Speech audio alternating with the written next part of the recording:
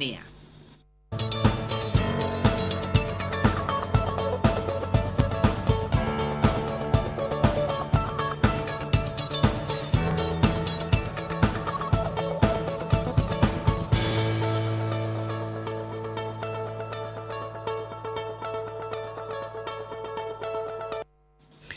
Bueno, y las había dicho en el bloque anterior, ¿no? Cuando estábamos hablando a raíz de esto que pasó en Resistencia, de estas dos personas que venían manejando súper alcoholizadas, y en algún punto vos, por ejemplo, podrías llegar a acordar con alguien que te ha hecho un daño. Y le decía a Gustavo, vos, Gustavo, por ejemplo, o a Tere también, que dijo, ¿vos acordarías con alguien que te robó?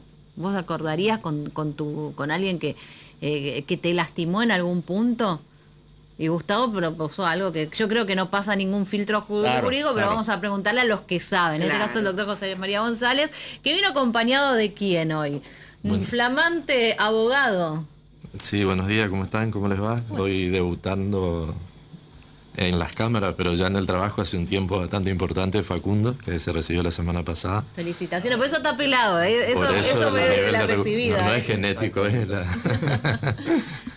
Así que, bueno, felicitaciones. Gracias.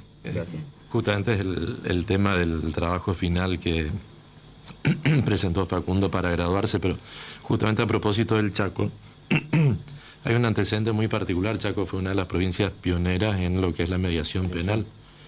Entonces se estaba llevando adelante un juicio, así como lo vemos en la tele, el fiscal, la defensa, además.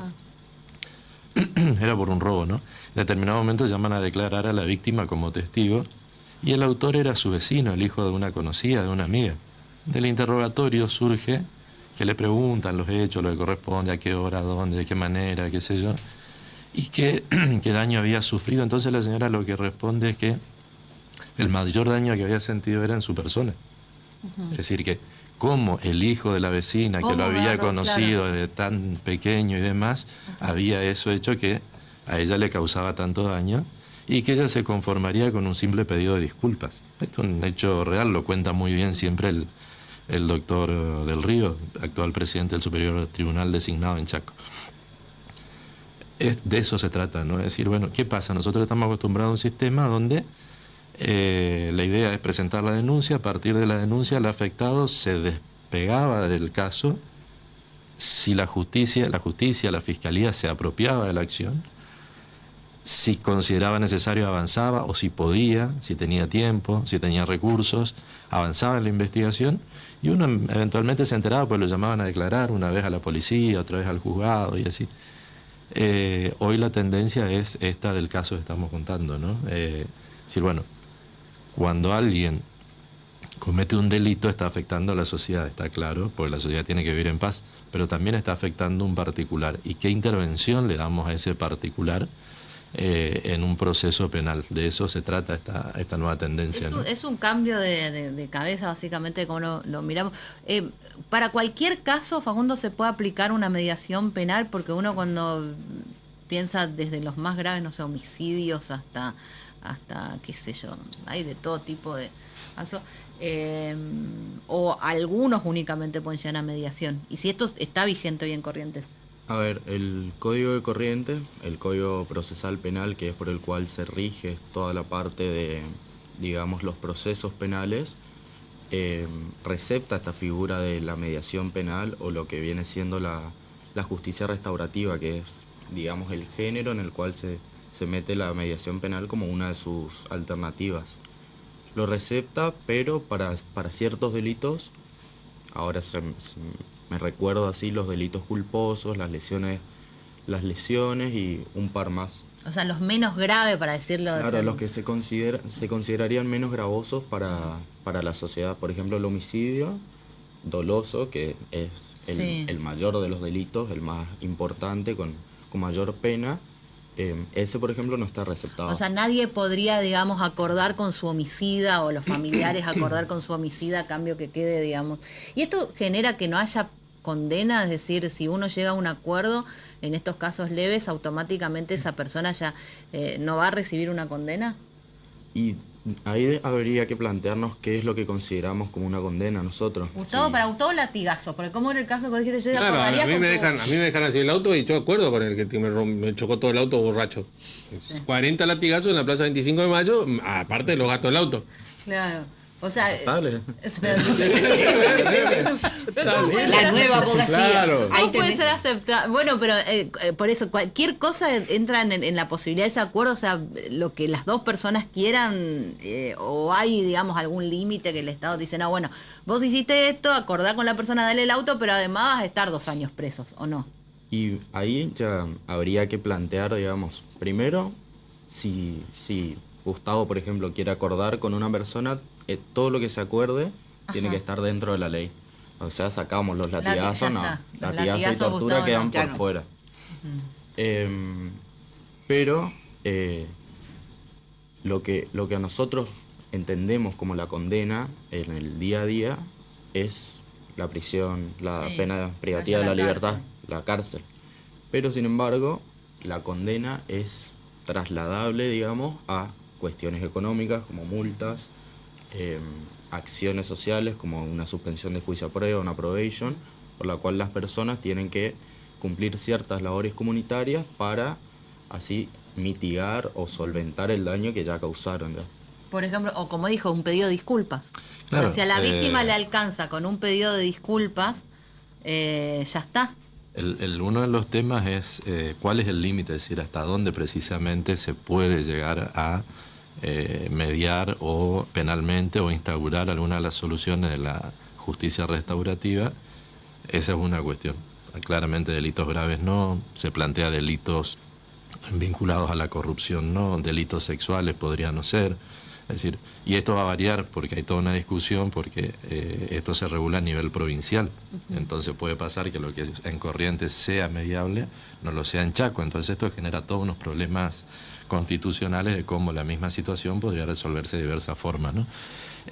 La otra cuestión es cuál es el contenido de eso. Entonces hay algunos críticos que dicen no podría pagarse para zafar de la sanción o de la condena. Entonces esto de un pago por el daño causado no sería como suficiente. Entonces la idea acá es buscar alternativas entre la Fiscalía, que está ejerciendo la acción, la querella, que puede estar acompañando. Hoy con el nuevo Código Procesal Penal, la participación de la víctima, cada vez más común la constitución en querellante, que antes no era tan común, y la defensa, obviamente, y esto a su vez tiene que estar avalado por el juzgado, digamos, ¿no? Se va a terminar homologando, es decir, aprobando por el juzgado. Doctor, con el nuevo Código Procesal Penal, a ver, cuando se llega los temas de juicio abreviado, los temas de cuando la persona acepta su culpabilidad para no llegar a un juicio y todo lo demás, cuando se le impone una condena, la parte damnificada tiene que estar de acuerdo con esa condena o no, sin Claro. entrar a esta mediación, digamos, más que nada para decir, bueno, pues si yo acepto la responsabilidad, yo acepto la culpa, me imponen una pena, ¿importa o no importa lo que la persona damnificada pueda opinar? No necesariamente, no necesariamente. Por ejemplo, se la puede escuchar, pero eso tampoco va a ser vinculante. O sea, su conformidad no va a obligar a la decisión. Claro, que su conformidad allana, facilita el camino para que la decisión que la toma el juez se traduzca en una sentencia homologatoria. Es decir, esa sentencia es como si la hubiera dictado al terminar el juicio, ¿verdad? ¿Y de qué manera podemos introducir entonces esta mediación? Porque tranquilamente la persona puede decir, yo no quiero mediar nada, total va a resolver el Claro, juez. ¿es obligatoria esta mediación o no? Primero que no es obligatoria, segundo puede que la víctima no esté de acuerdo, pero una salida alternativa como una probation, una suspensión del juicio a prueba, lo mismo pueda prosperar más allá de escuchar la víctima, o lo que son los casos más llamativos, que es cuando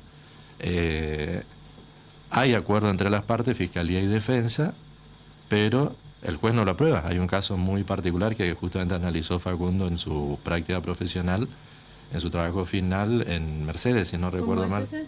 No, es un caso en el cual las partes estaban de acuerdo en llegar a un acuerdo conciliatorio por el cual el victimario asumía su responsabilidad, ofrecía un resarcimiento económico, pero por el tipo de delito que había sido un abuso sexual, el juez había rechazado el acuerdo, por más que tanto la víctima como el victimario, incluso también la fiscalía, habían llegado a un acuerdo por el cual éste asumía la responsabilidad y pagaba. Pero este caso lo que tiene de particular o de llamativo es que hubo una inacción del Estado durante un largo periodo de tiempo, por el cual el victimario prácticamente quedó en libertad, no sé cuántos años, creo que entre 7 y 11, no estoy recordando. O sea, desde que pasó el hecho, pasó un montonazo de tiempo, en un determinado momento víctima y victimario se ponen de acuerdo y ahí, ¿qué pasa? La justicia dice no, por el tipo de delito no pueden llegar a un acuerdo. Exactamente. Pero, 11 años, durante 11 años no se hizo nada. No se hizo nada, e incluso después de 11 años, lo único que se estaba por llegar a hacer es elevar el juicio. O sea, llegar a una instancia de juicio oral. Por ende, ¿qué tema Porque si vos me decís, a mí me hace un poco de ruido decir no puedes, ante algo tan aberrante como es un abuso sexual. Vos Pone decís, plata y te libras de la condena. O sea, el abusador o el supuesto abusador. Claro. Digamos, pero también es muy injusto que durante 11 años no pase nada. Y si por ahí ese acuerdo que yo llego con esta persona detestable, o sea, no quiere decir que a partir de eso no deje de ser una persona horrible, a mí por ahí me significa poder empezar un nuevo proyecto de vida, que quizás estuvo truncado durante todo este tiempo. Bueno, en la apelación... Me hace ruido, digamos, me hace ruido las dos cosas, o sea, de pensar que vos podés acordar económicamente algo tan denigrante como es un abuso, pero por otro lado, bueno, pero ¿y estos 11 años? Bueno, en la apelación acá uno de los temas que se planteó esto que vos de alguna manera señalabas, digamos, no sé, se hizo un análisis, se actualizaron los análisis psicológicos sobre la víctima y la situación para la víctima ya estaba superada. Con lo cual, hacer un juicio 11 años más tarde... Era reabrirla. Era lo que se dice revictimizarla. O sea, volverla a aquel momento, tener que relatar todo, porque sin esa instancia de prueba no podía haber una condena. Entonces se valoraron todas estas cuestiones porque la decisión del juzgado de no avalar, digamos, no homologar el acuerdo, fue apelada a la Cámara de Mercedes, ¿no? Pero en este caso y en estos tipos de delitos que son tan particulares, ¿se analiza también el hecho de la condición del supuesto abusador? Porque vos decís, bueno, listo, yo acuerdo, pero el sistema no tendría que buscar que esa persona salga de circulación porque es un peligro para otras también.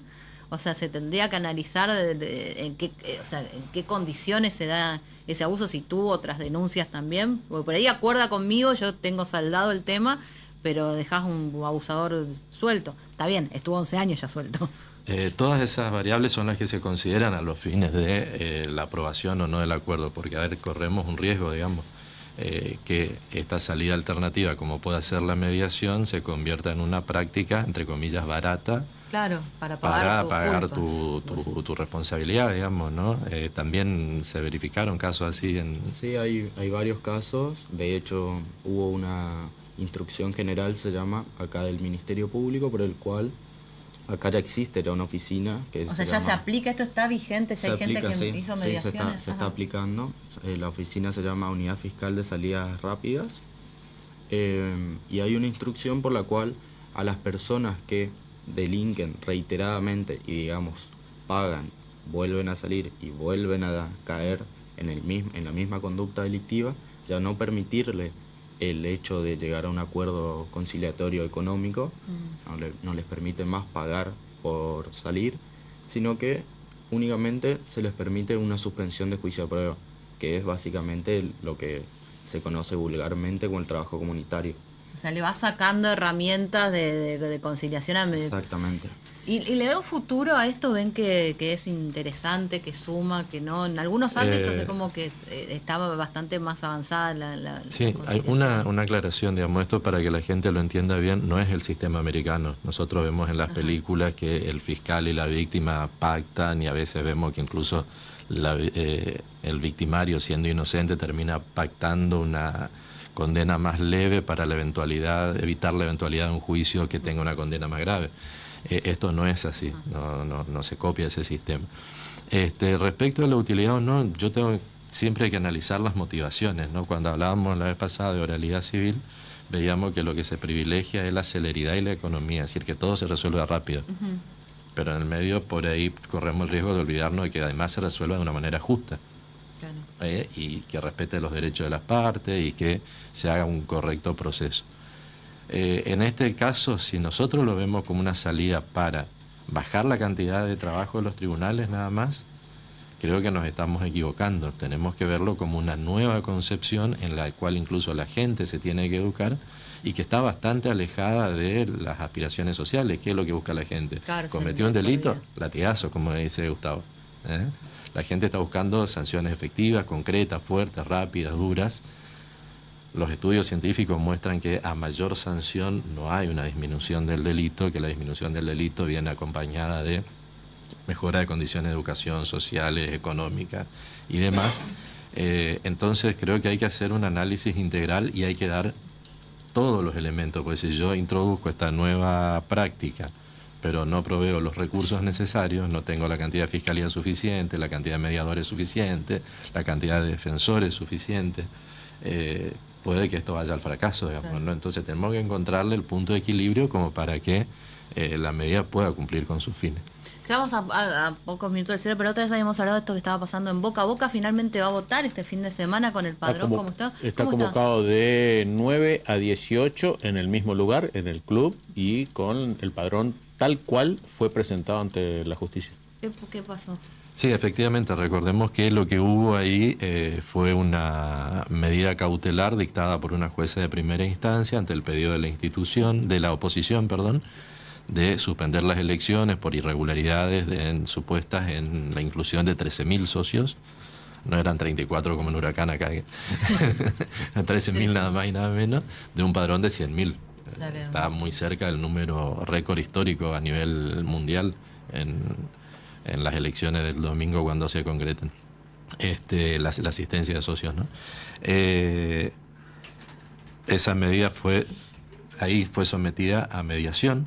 Es decir, hubo una reunión en el juzgado para que las partes, o sea, oficialismo y oposición, Riquelme y Macri, traten de ponerse de acuerdo en no avanzar en el conflicto, en pulir el padrón. No hubo acuerdo, entonces el oficialismo, quienes están a cargo de la conducción actualmente en Boca, apelaron la medida. La Cámara de Apelaciones, que es el órgano superior inmediato, resolvió hacer lugar al recurso de apelación y suspender la medida cautelar. ¿Qué es una medida cautelar? Es una medida provisoria, no es un expediente principal. Nosotros decimos es accesoria. Mientras yo tramito un juicio, pido una protección. Mientras voy a cobrar una deuda, pido que se embargue un bien. Mientras voy a discutir un régimen de visita, pido un régimen de visita provisorio, ¿no es cierto? Bueno, en este caso se planteó la medida accesoria, la medida cautelar, la suspensión, pero no se inició un juicio respecto de la decisión del fondo. Con la resolución de la Cámara y la decisión de la oposición de respetar ese fallo, es decir, de no volver a apelarla, van a tener finalmente elecciones el próximo... Con el mismo padrón. Con el padrón originalmente presentado. ¿Y nadie va a decir si están bien o mal incorporados los socios o con haber caído ya la cautelar? Al haber caído la cautelar, o sea, con el padrón de amigo Riquelme, digamos. ¿Nadie lo convalida o no? Sí. Hay un proceso interno, por eso me recuerda, es muy parecido a lo que pasó acá con Huracán, más allá de las diferencias en términos de tamaño, digamos, de importancia. ¿Qué es lo que hay? Un club es una asociación civil, esa asociación civil es una persona jurídica distinta de los socios, tiene autonomía, jurídicamente, tiene sus reglas, tiene su estatuto y entre esas reglas figura cómo se eligen las autoridades. Generalmente hay una asamblea, generalmente hay una junta electoral. Esa junta electoral es variada en la composición, plural en la composición, y esa junta electoral es la que organiza las elecciones.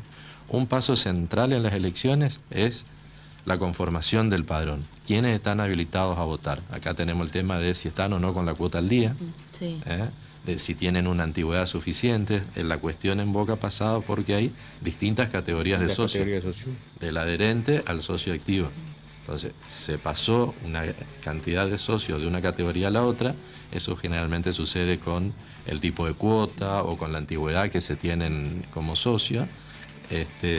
Y esa cantidad de 13.000 socios era lo que estaba objetado. El trámite normal es ante la Junta Electoral, que es un grupo de socios que maneja la elección. En el caso de Huracán, recuerden, esa Junta Electoral la decidió el juzgado. Esa Junta Electoral resuelve hacer lugar o no a las impugnaciones. Una lista puede decir, yo creo que Gustavo está mal introducido, sí. Cierto, no debería estar en esa lista, ni nunca lo estaría. Entonces la Junta Electoral resuelve. Como toda decisión administrativa de este tipo es apelable, es revisable por la justicia. Siempre la justicia va a estar como uno de los poderes del Estado para controlar cualquier acto. De los particulares, de una persona jurídica, incluso de los otros poderes del Estado. Por eso una decisión del presidente o hasta la constitucionalidad o no una ley se define en la justicia. Esa disconformidad es la que pasó a la justicia, la medida cautelar, la suspensión y bueno, posterior apelación y confirmación de la elección. Son 13.000 más que van a entrar. Los 100.000, alrededor de 100.000 socios estaban en el padrón, permanecieron en el padrón, no es que van a entrar. ¿Cómo van a entrar los 100.000 socios en esa canchita? ¿Vos decís que van a ir los 100.000 a votar? No creo. 8:30, gracias por venir. No, a ustedes. Bienvenido, ahí está. Ahora lo vamos a venir ver más seguido, supongo. Sí, con ¿no? factura, esperemos. Las facturitas, sí, ¿en qué claro. momento va a traer el...? ¿Ya saben cuáles son las reglas del nuevo? Claro, También ahí le explicó todos las los reglas. Debutante Nuevas. paga. Sí, señor. Debutante paga. Y acá no hay excepciones. No hay Se excepciones. ponía mala. Hasta Bueno, la semana que viene. nos vamos a la pausa. ¿En qué vas a gastar en qué vas a ajustar tu economía hogareña? ¿En qué vas a gastar? Vas a gastar en facturas para traernos a nosotros, Claro. ¿verdad, Facundo? Muy bien. Ahora te preguntamos a vos, ¿en qué vas a ajustar tu economía hogareña?